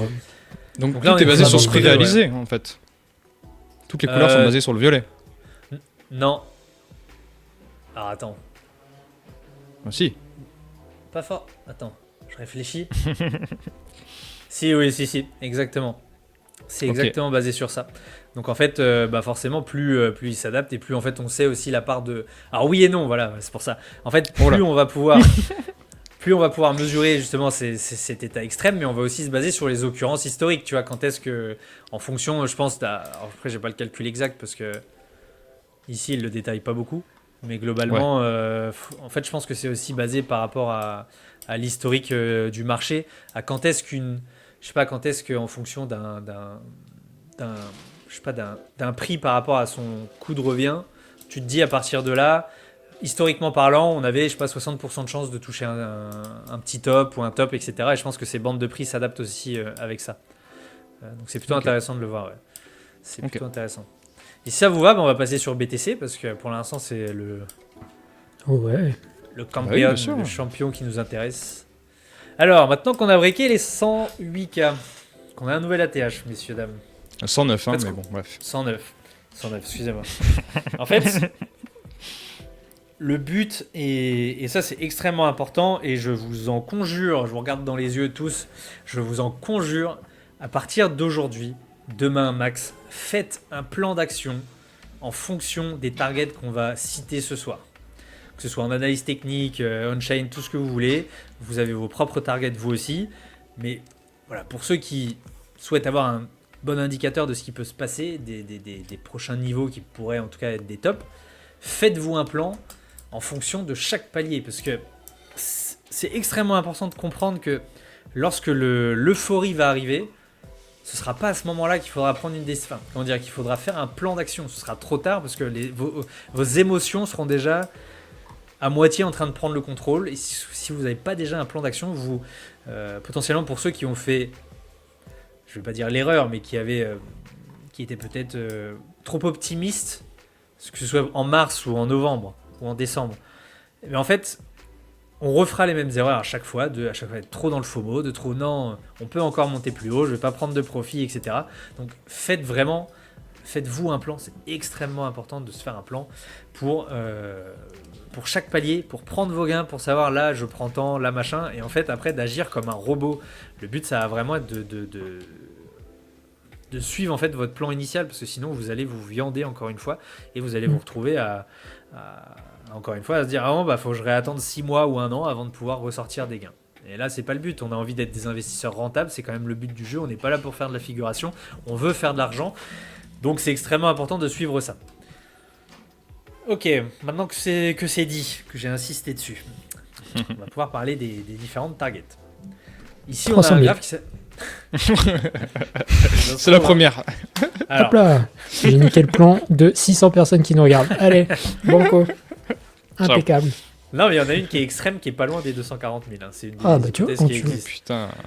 Mais bon, voilà, qui reste très peu probable pour moi. Mais ça reste un pourcentage de chance qui existe, donc c'est un scénario qui doit exister. Mais surtout qu'elle monte. Elle monte petit à petit, elle bouge en fait. Exactement. Il faut C'est vraiment ça. comprendre aussi. Ouais. Comme vous Et le voyez, ouais. en fait, ces bandes rouges là, donc ça c'est les Fibo, donc je vais pas les mettre. Je sais pas si je peux toutes les enlever, mais je crois que je peux pas. Ah, chiant. Ouais, chiant. Bon, pas grave. En gros, globalement, tout ce que vous voyez, ces petites lignes rouges ici, c'est ce qu'on va appeler des déviations standards qui représentent quand est-ce que les investisseurs à court terme, puisqu'ici on se base sur le price discovery, donc cette zone où on va découvrir un nouveau prix que le marché n'a jamais atteint, mais spécifiquement en fonction de l'état de surchauffe sur lequel qu'on pourrait atteindre en fonction de nos fameux détenteurs à court terme.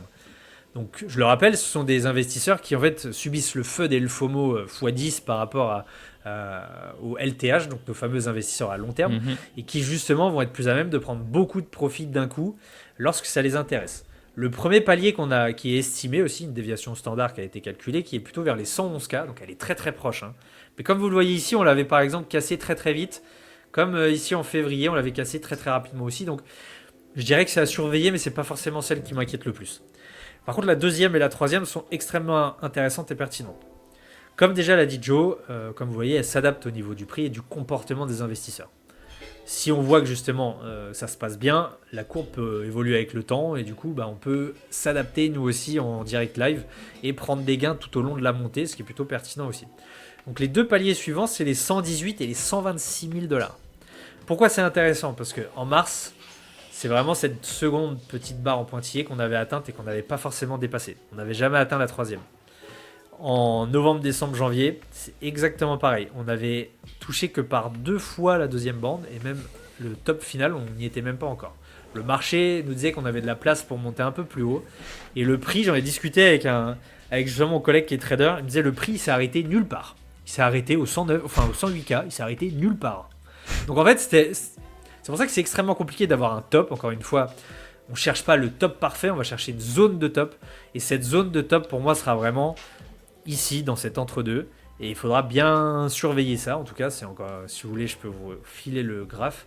Il est extrêmement intéressant. Ah bah d'accord. Merci. Il a mis C'est slip cool. les enfants. Ah non, alors attendez, je vais lui dire de reprendre le lien. Aïe, aïe, aïe. Ah non, c'est bon. Bien sapiens. Faut pas nous quitter, je sais qu'on fait des vannes, mais quand même, je pensais Non, mais pas qu'on te mettait dans un état pareil, excuse-nous, pardon. J'ai appuyé sur se connecter au lieu de chat privé. C'est pour ça. C'est l'erreur de con. Donc voilà, C'est pas grave. pour moi, en fait, ce sera les zones. Encore une fois, je l'ai dit tout au début du live, vous savez, les détenteurs à court terme sont un peu notre petite boussole pour repérer les premiers tops, en fait, si vous voulez. Donc ça va être intéressant de surveiller ces deux zones-là, qui pourraient être une sorte de top qu'on a eu ici, entre guillemets. Parce qu'on est Il faudrait monté au juste que tu 90, remettes ton oui, écran j'ai- Sapiens. On voit plus rien. et M4. Oh, le boomer. Un peu. Chacun Ah là, son c'est mieux. respect. Voilà, parfait. Alors, je remontais celui-là, du coup. Non, celui-là. Donc, en fait, que je disais, voilà, c'est vraiment cette zone à monitorer, puisqu'encore une fois, ce sont des zones qu'on peut atteindre et corriger, mais en fait, qui ne va pas, si vous voulez, nous empêcher de monter d'autant plus haut. C'est vraiment ça qu'il faut réaliser, c'est que les détenteurs à court terme nous aident à voir les petits tops, entre guillemets, mais pas forcément le top moyen long terme, qui lui, par contre, nous prévoit justement une sorte de retournement de tendance, correction. C'est pour ça qu'on va se baser sur les bandes de prix du MVRV, comme on l'a vu avec Ether ici, mais cette fois sur BTC. Et cette fois, parce qu'on va englober tous les types d'investisseurs, ceux qui ont acheté il y a 15 ans, comme ceux qui ont acheté hier. Donc ça, c'est plutôt intéressant de voir que, si on reprend 2021, on a un peu eu un scénario... Non, on va vraiment prendre 2023-2025 sur ce cycle. Enfin, sur ce graphe. On a donc c'est un nuage de prix. Vous voyez, vert, généralement, c'est que c'est des bonnes zones pour accumuler. Bleu, c'est des bonnes zones potentiellement pour déjà prendre quelques prises de profit. Mais comme vous le voyez en mars, on avait atteint ce nuage de prix rouge et on avait bien dépassé comme il fallait celui qui était orange. Par contre, novembre, janvier, on était plutôt resté dans cette bande de prix bleu. Donc encore une fois, c'est difficile de mesurer la demande, parce que la demande, comme on l'a vu ici, je crois, on a eu tout d'un coup les ETF qui se sont réveillés, qui injectaient 1 milliard par jour là, pendant 3 jours. Ça, on ne peut pas le prévoir. On ne peut pas le mesurer. On aura beau voir tous les indicateurs du monde. Si Jean-Jacques, propriétaire d'une compagnie à 100 millions, veut poser 500K d'un coup, il fait ce qu'il veut, le bonhomme. Donc on ne peut pas trop le prévoir. Par contre, on peut vraiment estimer, encore une fois, les zones de surchauffe en termes de est-ce que ici on aura des investisseurs extrêmement cupides sur le marché. Et ça, c'est à ce à quoi nous sert ce nuage de prix. Donc, si jamais on devait toucher le nuage bleu, comme vous le voyez, un peu les mêmes targets que le graphe précédent, 125K. On n'est pas si mal. Et si jamais on devait aller vraiment beaucoup plus haut, on a les 143. Et si on devait faire plutôt une jambe haussière digne de mars 2024, on dirait les 160. Et ça, c'est plutôt intéressant, c'est de voir qu'on a vraiment 3 paliers, je trouve, qui même psychologiquement sont vraiment intéressants. Avant les 150K, après les 150, et puis là on va être dans l'euphorie extrême parce qu'on va dire road to 200, et c'est là où il faudrait être très intéressant. Ici on va dire mais non, on ne montera jamais sur les 150K, c'est un palier psychologique extrêmement intéressant, et les 125 on va tous se dire oh, c'est une petite hausse de merde, on va pas s'arrêter ici. Donc c'est vraiment intéressant de pouvoir le voir, que même côté psychologique il y aura un impact. Ça se trouve on va le dépasser comme dans du beurre, cette barre des 125, cette barre des 140, peut-être qu'on va faire le même scénario qu'ici, on va monter tranquillement, puis tout d'un coup on va réexploser, je sais pas quel catalyseur on peut avoir, mais globalement Trump qu'embrasse sur la bouche le président chinois, on sait pas, on va voir ce qui se passe, mais globalement dites-vous que les zones de prix que je surveille, du coup très court terme, 118, 125 et vraiment moyen long terme, les zones qui peuvent vraiment nous faire retourner les 143, 160, où là vraiment il faudra commencer à être très, très à l'affût des indicateurs de surchauffe. Précautionneux. Voilà. Maintenant, disclaimer, évidemment ces cibles ne seront atteignables si et seulement si la demande afflue autant qu'on l'aimerait. Et si bien sûr nos détenteurs à long terme ne se délestent pas de 2 millions de BTC en l'espace de 3 semaines, il faudra surveiller tout ça. Encore une fois, on est dépendant de tout le comportement des différents acteurs sur le marché. Le but, c'est que tout s'emboîte bien comme un beau puzzle qu'on finirait après 3 heures de réflexion et qu'on puisse tous faire la fête et se serrer dans les bras parce qu'on a réussi à prendre des profits dans les zones qu'il fallait. C'est vraiment tout le mal que je vous souhaite parce que j'aimerais qu'on réussisse cette jambe haussière qui arrive potentiellement et je pense qu'on le mérite. Ouais. Mais par contre, Faudra vraiment cette fois ne pas, comme on dit en ce moment, faire des screens de son téléphone. Faudra vraiment prendre des gains et faire des screens de son compte en banque à la place, pardon. Voilà, pour moi de mon côté, je vous ai tout montré là. Ça fait déjà 1 heure qu'on est ensemble. Tu vois, je voulais que ce soit court, mais C'est On très n'a bien. pas besoin que ce soit court. C'est de votre Regarde, faute. on peut avoir le lien de la dernière data, please, nous demande Monsieur Vénor. C'est vrai que je vais pouvoir réafficher le chat en bas à droite, parfait. Non, alors, Je me trompe de toute pas. façon, c'est. Je t'en prie. Parfait. Je vais pouvoir partager ça. En vrai, si on veut faire au moins un petit résumé de tout ce qu'on a vu. Je vais essayer de le faire, moi, de ce que j'ai compris. Moi, j'ai été très, très attentif, j'ai tout bien écouté. Je vais voir si j'ai bien suivi ce que le professeur Sapiens m'a appris. En gros, dans l'idée, on commence à voir qu'on rentre dans les phases de marché où on commence à sentir que ça chauffe même tranquillement. D'un côté, on a les holders à long terme qui sont plutôt en mode j'achète, pas forcément envie de vendre, donc c'est pas des prix qui les intéressent dans l'immédiat. Et Je dirais plus par contre, conservation que acheter. Oui, conservation. pardon, Ouais, il a pas suivi. conservation. Oui, voilà, ça, c'est bon. Vous m'enlèverez 2 points sur ma copie, excusez-moi. Et du côté des tenteurs à court terme, on pourrait voir de la prise de profit aussi pour se sortir la tête de l'eau, et ça nous donnerait des espèces de, pas de top locaux, mais genre des variations, des retracements, etc., mais qui n'invalideraient pas la tendance de fond qui reste haussière, et on n'a pas de crainte particulière à avoir sur le marché à l'heure actuelle. Si jamais on devait avoir des corrections, encore une fois tout peut se passer, mais c'est vrai qu'on avait sur mon X j'avais partagé mes cibles et il y avait celle des 101K, même que toi je crois que tu surveillais comme tu l'as dit tout à l'heure. Et globalement moi je sais que encore une fois tout dépend de sa temporalité à chacun, c'est vraiment propre à chacun. Moi qui est vraiment moyen terme par exemple, je sais que tant que on ne tombe pas sous les 94 000 $ aujourd'hui, qui pour moi est un des supports ultimes au niveau on-chain, je reste aussi sur le moyen terme. Maintenant, évidemment, tout peut se passer, on ne sait jamais, un Black Swan, tout ce que l'on veut. Ça, on ne peut pas le maîtriser. Par contre, au niveau de ce qu'on peut maîtriser, il y a un plan. Moi, je sais que si on part à la baisse, j'ai un plan. Si on part à la hausse, j'ai un plan. Et vraiment, c'est vraiment ce que je voulais dire, puisque c'est vraiment pas quand on aura les fesses qui chauffent, quand on sera dans l'euphorie totale, que tout le monde dira qu'on va aux 150, 200, que les altes elles ont fait x2, x3, que là en fait ce sera très complexe en tout cas pour l'avoir vécu. Je sais que tout le monde est différent, mais c'est vrai que c'est complexe quand même. Après, sur les 2 tops, on n'en a pas parlé, mais il y avait 2 événements majeurs. En mars, il y avait du coup les ETF, qui avaient fait beaucoup de bruit, qui ont marqué un très beau top. Et en janvier, on a eu Trump, la réserve, tout ça. Et en fait, c'est aussi des très bons signes, ça. Quand tu as envie de te dire, ouais, putain, ça va durer je sais pas combien de temps, non, c'est qu'il reste probablement qu'une semaine. Ça peut être un très bon signe, l'euphorie, quoi. Je pense que en tout cas là pour l'instant sur les 2 tops comme tu dis il y a toujours eu une narrative qui a pété. Je me suis fait avoir par la première, la deuxième un peu moins, mais c'est vrai que toujours en fait il y a toujours cette part d'inconnu où tu te dis putain ce serait con que je rate la montée, alors que oui il y a les ETF, alors que oui il y a Trump, et ça se trouve là ce sera quoi, ce sera gros partenariat entre la Chine et les US, plus de guerre n'importe où. Non, vendre de l'or pour acheter du Bitcoin.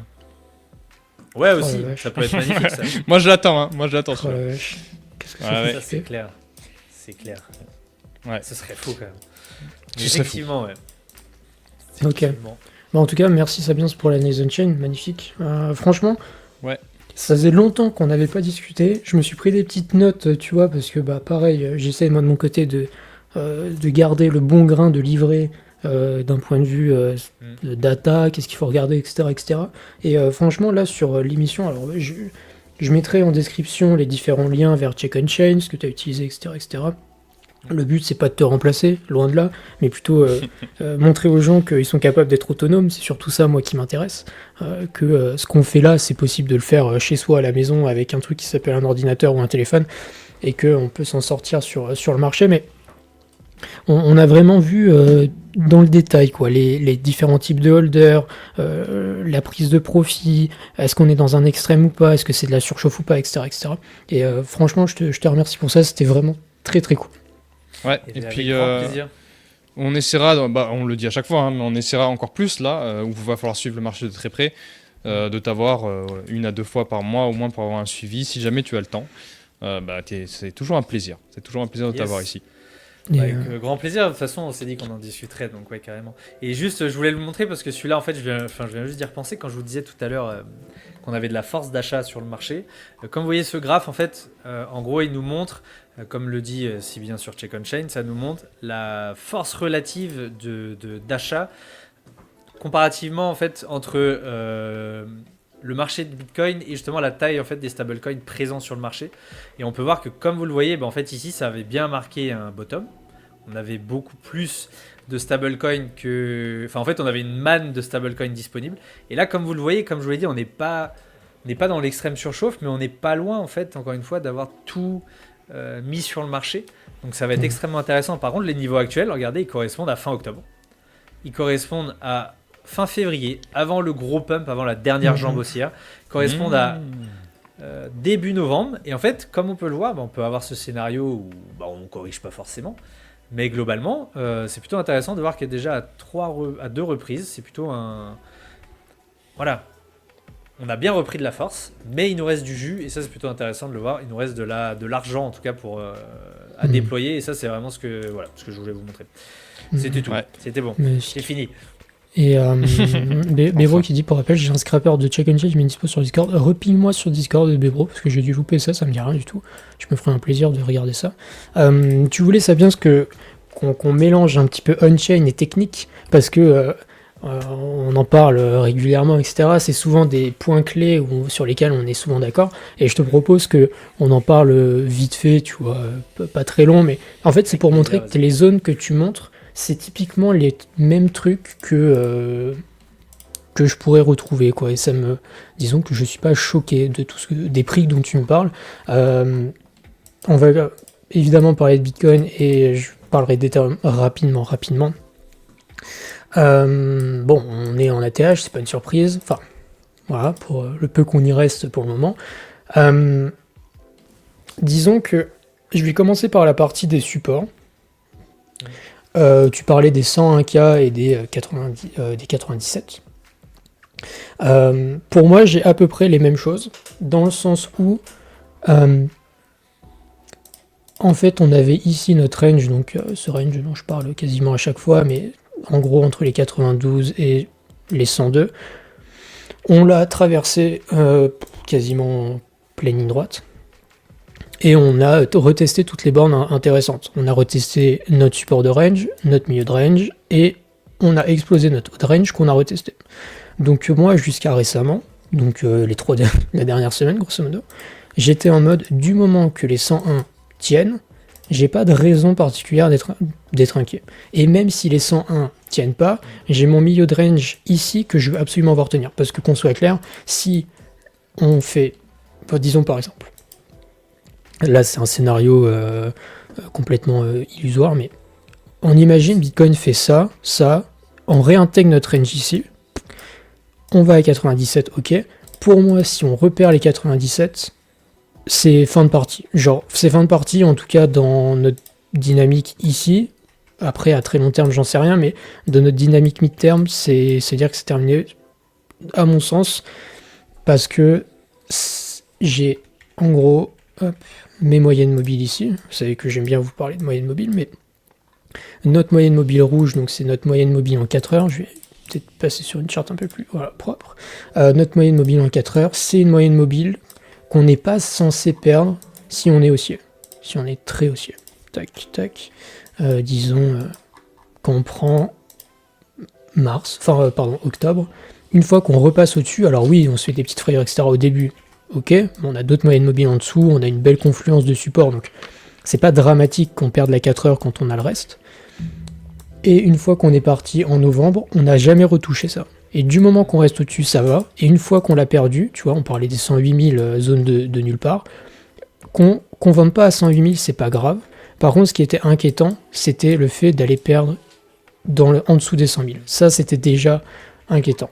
Même chose sur la trend, disons, entre octobre et mars. On voit un premier mouvement ici, on tient notre moyenne mobile en 4 heures.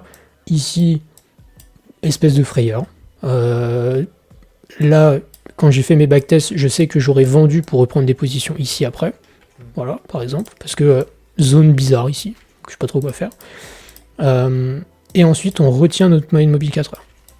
Donc, pour moi, ici, donc, je considère que notre dernier support ultime, c'est à l'heure actuelle les 97 000, sachant que c'est une moyenne mobile qui évolue. Plus ça monte, plus ça monte. La moyenne mobile, elle va faire, si Bitcoin fait ça, la moyenne mobile fait ça. Ça va de soi.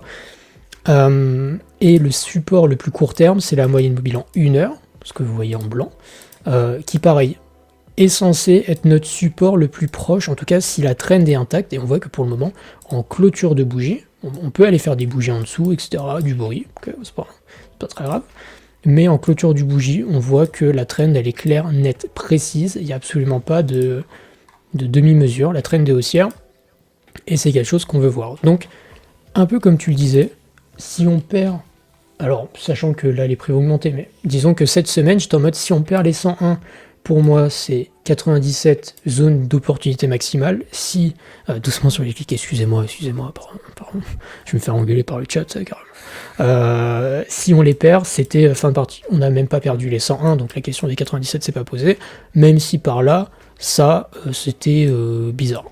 Mais, so far, so good, pas de problème de ce côté-là. Ok.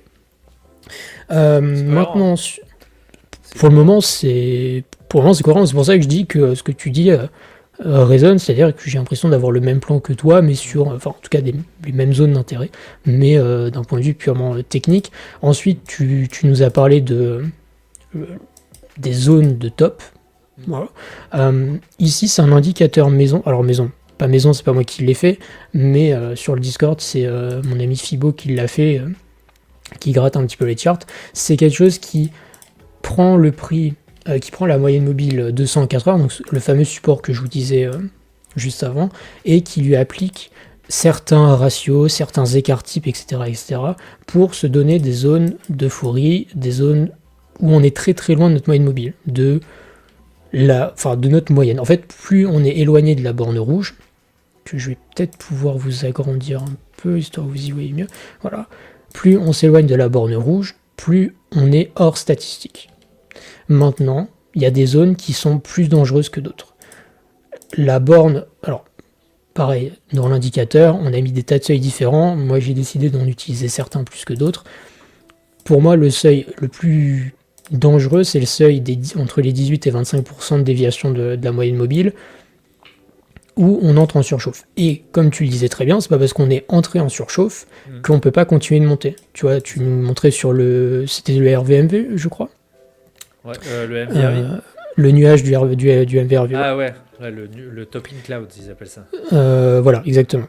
Et tu vois qu'on avait la même chose, c'est-à-dire qu'on était dans notre zone de surchauffe, mais qui continue de monter avec le reste. Ok, donc ça, c'est que de la prise de profit théorique. Ou alors vous attendez de voir, par exemple on peut toucher cette zone là et une fois qu'on l'a quittée, vous vous dites ok, là ça y est, on a quitté la zone de surchauffe, c'est à ce moment là que je commence à prendre peur. Vous pouvez additionner ça avec 2 indicateurs, etc.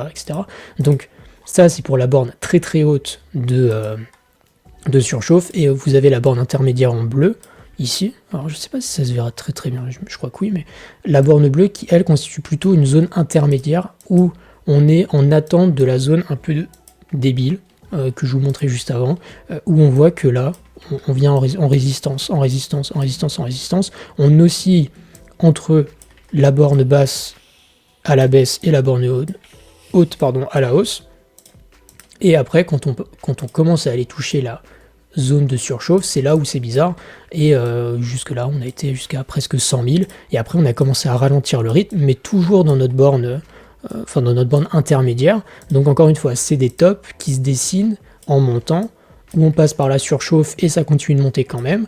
Donc c'est pour se donner des indicateurs de quand est-ce que le marché commence à être vraiment pas très... Enfin, en euphorie / beaucoup en profit, on est hors statistique en fait. Voilà. Et pour le moment, on voit qu'on est en train de jouer avec notre borne intermédiaire, qui nous sert de support d'ailleurs, de résistance, pardon, toute cette zone bleue là. Tout ça, c'est une résistance pour le moment. On n'est pas rentré en phase entre guillemets débile, mais on voit des zones comme les 117 000, les 125 000 en tout cas au prix actuel, Encore une fois, ça c'est des moyennes mobiles. À la différence de toi, Sapiens, avec les top in cloud, etc., qui sont des trucs un peu plus long terme. Moi, c'est des moyennes mobiles qui bougent très très vite avec le prix. Donc, en fait, genre moi, mon 122 000 peut très rapidement devenir un 137, 140, etc. si le prix commence à vraiment monter très très fort. Ouais. Donc, quand on commencera à venir toucher des moyennes mobiles comme ça, là, par exemple ça, ou plus haut, etc., peu importe, là on commencera à s'inquiéter vraiment d'une surchauffe. Je dis pas qu'à l'heure actuelle il faut pas s'inquiéter, mais disons qu'on est dans la période où ça commence à sentir très très bon les profits, etc.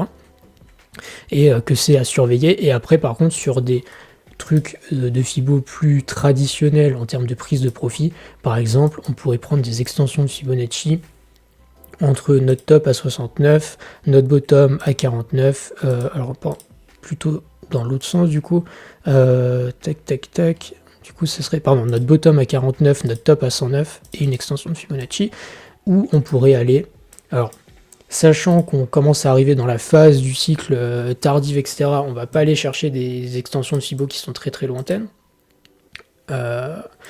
Pour moi, je commencerai à m'inquiéter sur des 100% et des 123,6, comme on l'a fait sur en fait ce top là, en prenant c'est grosso modo bottom là, alors plutôt tac, alors du coup je sais plus, ah oui c'est là, paf, et ce bottom ici, où on voit qu'on s'est arrêté pile entre les 100 et les 123,6, ce qui nous donnerait, alors attendez, je vais enlever celle du fond, tac, voilà, donc là entre les 26, 72, 50 extensions, on s'arrête dans les 100, 126, 123,6, et c'est là qu'on signe notre double top majeur et qu'on voit la zone où il fallait prendre des profits. Donc si je redessine une zone similaire là où on est actuellement, ce serait entre les 130 et les 150, grosso modo. Voilà.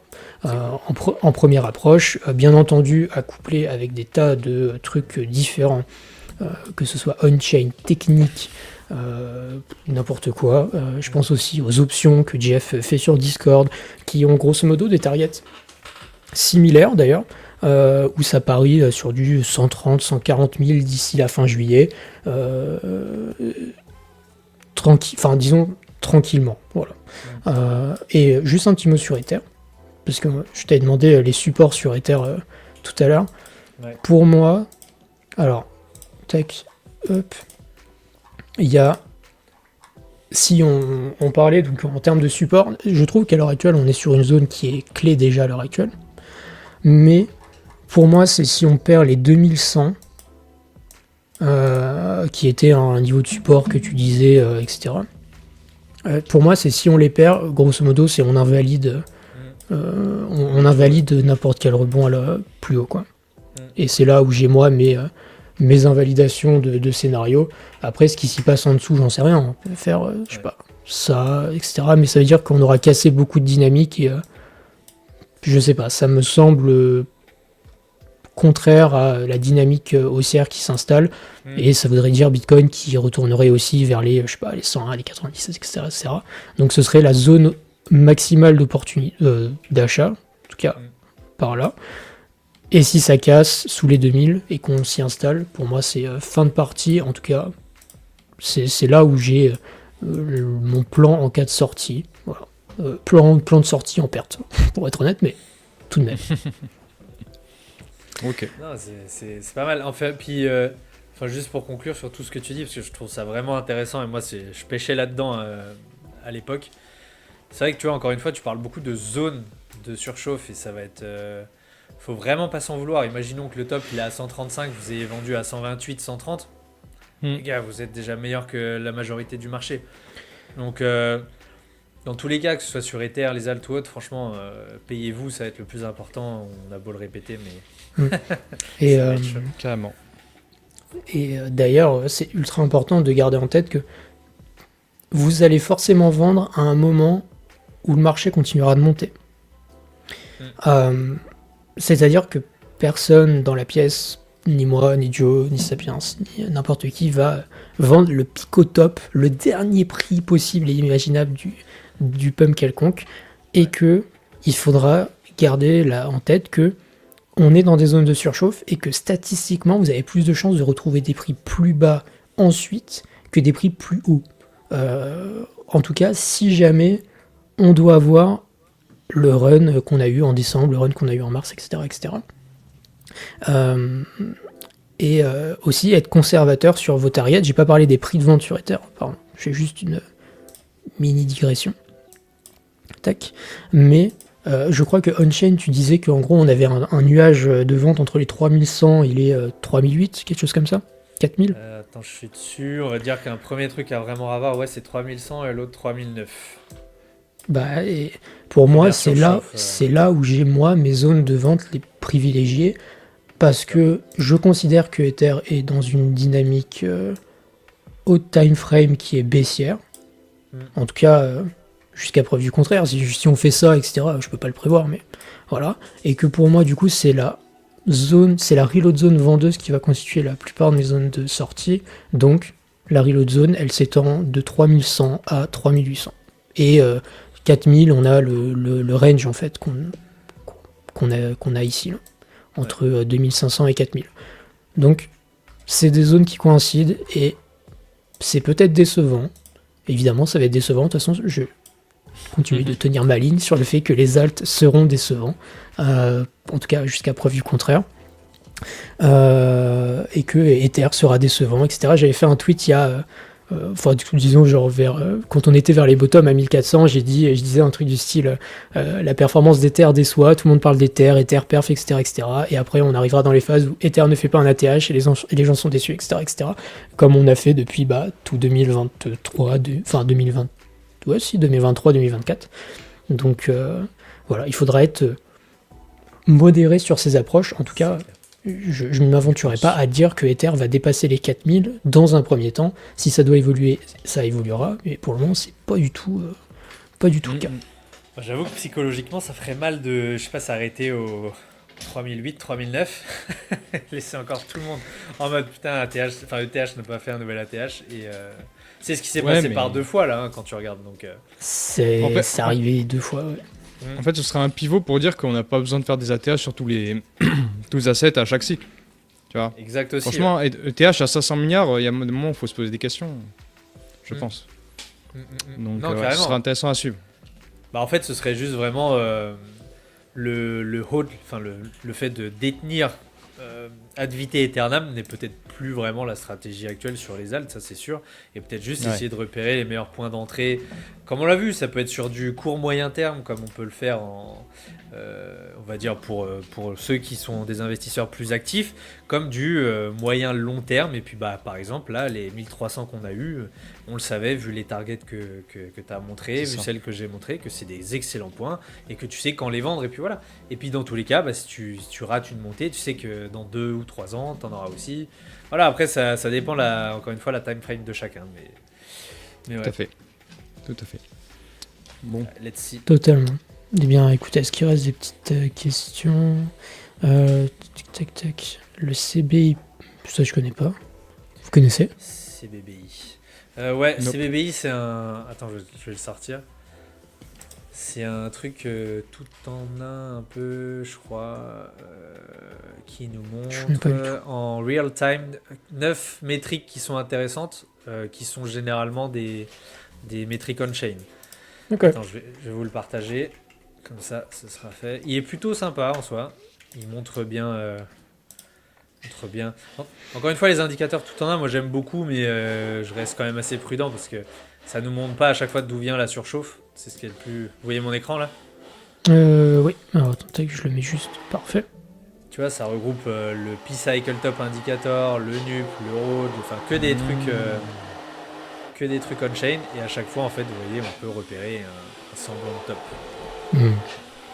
Tac. Donc voilà. Parfait. Et du coup, bah là, il est encore.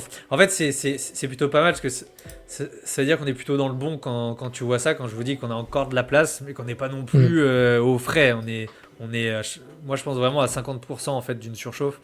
Donc tu vois, là, le CBI monte à 83. Là, il serait à 78. Bon, ça me choque pas en fait quand tu vois ça. Ok, intéressant. Je regarderai en off. Je connais pas du tout. Tac, parfait. Bah écoutez, messieurs, on va pouvoir s'arrêter là. Donc, je pense qu'on a fait Ouais. les questions du chat. Petit rappel que la BTCD, c'est une conséquence de ce qui... Alors, Sapiens, c'est parti. Euh, Encore. je rappelle que la BTCD, c'est une conséquence de ce qui se passe sur les alts et pas le contraire. C'est-à-dire la BTCD, elle descend quand les alts perfent et pas le contraire. Sapiens Ouais. qui nous troll, Ah, on n'en peut plus. moi, je croyais que vous m'aviez dit. Vous m'aviez dit Tac. ciao, ciao. Tac, parfait. Donc voilà, faites attention encore une fois, on n'attend pas que la Bitcoin dominance elle baisse, c'est plutôt quand elle baisse, il faut réagir et pas le contraire. Et messieurs, dames, pour terminer, je rappelle que il faut aller suivre Sapiens, sinon vous êtes des personnes absolument horribles. Je sais pas comment vous faites pour vous regarder dans un miroir. Toujours plus. Si Sapiens n'est pas dans votre liste d'abonnements, voilà, allez le suivre, que ce soit sur X et sur YouTube. C'est aberrant qu'il n'ait que 600 abonnés, c'est une folie furieuse. Démerdez-vous pour me faire monter ça autant qu'il le faut, aussi haut que Bitcoin. Sinon, je pète un 100 boulot. 000. Let's go. Et 100 000. depuis l'ajout des Minia, ça m'a un peu aidé. T'avais raison, du coup, Tom. Eh oui, les C'est clair. minas, les bonnes Ouais, minas ça qui font aide un plaisir. peu. Bon, écoutez, messieurs, dames, on va vous souhaiter une excellente fin de soirée, un bon appétit à ceux qui vont aller manger. Prenez soin de vous, prenez soin de vos bagues, et merci encore une fois, Sapiens, infiniment pour le temps que tu nous as accordé. C'est toujours Ouais, un merci pur beaucoup. plaisir de te recevoir sur la chaîne. Eh bien, avec grand Ouais. plaisir. J'adore à chaque fois passer, donc très très bien. Merci à tous Plaisir en tout cas d'avoir partagé, suivi. excellente Et rappelez-vous, d'ici demain, vous avez votre plan d'investissement pour les tops à venir. S'il vous plaît, faites-le. C'est Et on le devoir. corrigera les Et copies. gagnez On de corrigera les l'argent. copies. Voilà. Faites-vous de l'argent, Exactement. bordel. Parfait. Allez. Messieurs, dames, passez une excellente soirée. C'était Decrypted. Ciao les potes. Ciao. Salut les gars.